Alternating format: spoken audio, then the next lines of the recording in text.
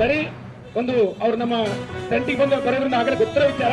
ಅವ್ರಿಗೆ ವಿನಂತಿ ಮಾಡೋದು ಮತ್ತೆ ಅವರಿಗೆ ಅವರ ಒಂದು ಇದನ್ನ ಏನಂದ್ರೆ ಸಚಿವರು ಬರ್ತಾ ಇದ್ದಾರೆ, ಅವರಿಗೆ ನಮ್ಮ ಜಂಟಿ ಕ್ರಿಯಾ ವೇದಿಕೆ ಸಂಸದರು ಸಚಿವರು ನಮ್ಮ ಜಂಟಿ ಕ್ರಿಯಾ ವೇದಿಕೆ ಮೂಲಕ ಅವರಿಗೆ ಸ್ವಾಗತನ ಮಾಡ್ತಾ ಇದ್ದೀವಿ. ಪರಿಸರ ರಕ್ಷಣಾ ವೇದಿಕೆ ಮತ್ತು ಕೊಪ್ಪಳ ಜಿಲ್ಲಾ ಬಚಾವ್ ಆಂದೋಲನ ಸಮಿತಿ ಹಂಗೆ ನಮ್ಮ ಜಿಲ್ಲಾ ಪಡಿಸಿದ್ದೀನಿ, ನಾನು ನಿಮ್ಮ ಜೊತೆಗೆ ಇದ್ದೀನಿ ಅನ್ನೋದನ್ನ ಬಹಳ ಸ್ಪಷ್ಟವಾಗಿದ್ದೀನಿ.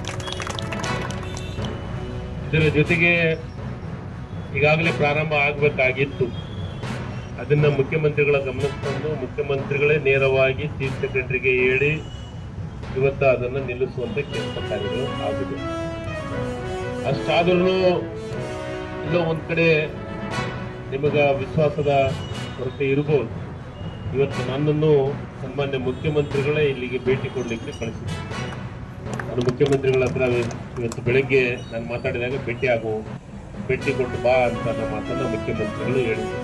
ನಾನು ಮತ್ತು ಶಾಸಕರು, ಸಂಸದರು ಮತ್ತು ನಮ್ಮ ಜಿಲ್ಲೆಯ ಶಾಸಕರ ಜೊತೆಗೆ ಕರ್ಕೊಂಡು ಇನ್ನೊಂದು ಸತಿ ಇವು 4 ಬೇಡಿಕೆಯನ್ನ ಅವ್ರು ನನ್ನ ಮುಂದೆ ಇಟ್ಟಿದ್ದಾರೆ.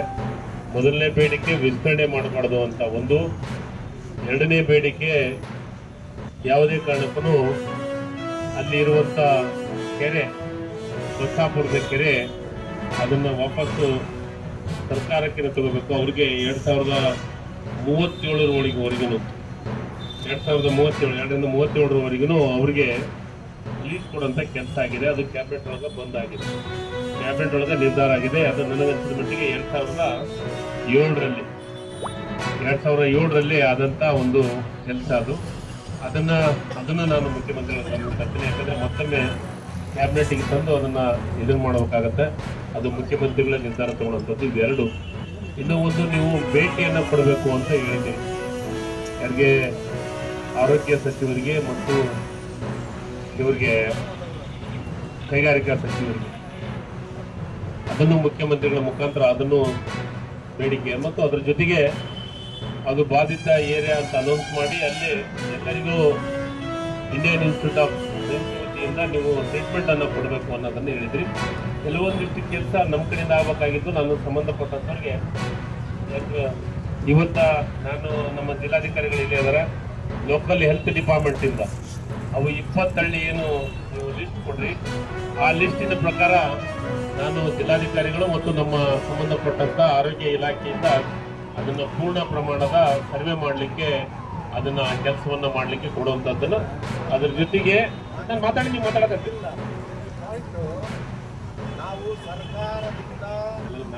ಮಾತಾಡ್ರಿ ಆಯ್ತು ಸರ್ ಮಾತಾಡಕತ್ರಿ. ಆಯ್ತು, ಹಂಗಂದ್ರೆ ಇದು ಬೇಡ ಅದಕ್ಕೊಂದು ಪತ್ರ ಬರ್ತೀವಿ. ಅದಕ್ಕೊಂದು ಪತ್ರ ಬರೆದು ಇಂಡಿಯನ್ ಇನ್ಸ್ಟಿಟ್ಯೂಟ್ದವ್ರಿಗೆ ಒಂದು ಪತ್ರ ಬರ್ತೀವಿ ಸರ್ಕಾರದ ವತಿಯಿಂದ. ಅವ್ರಿಗೇನು ಸರ್ವೆ ಮಾಡಕ್ಕ ಹೇಳುವಂತ ಕೆಲಸವನ್ನ ಮಾಡ್ತೀವಿ.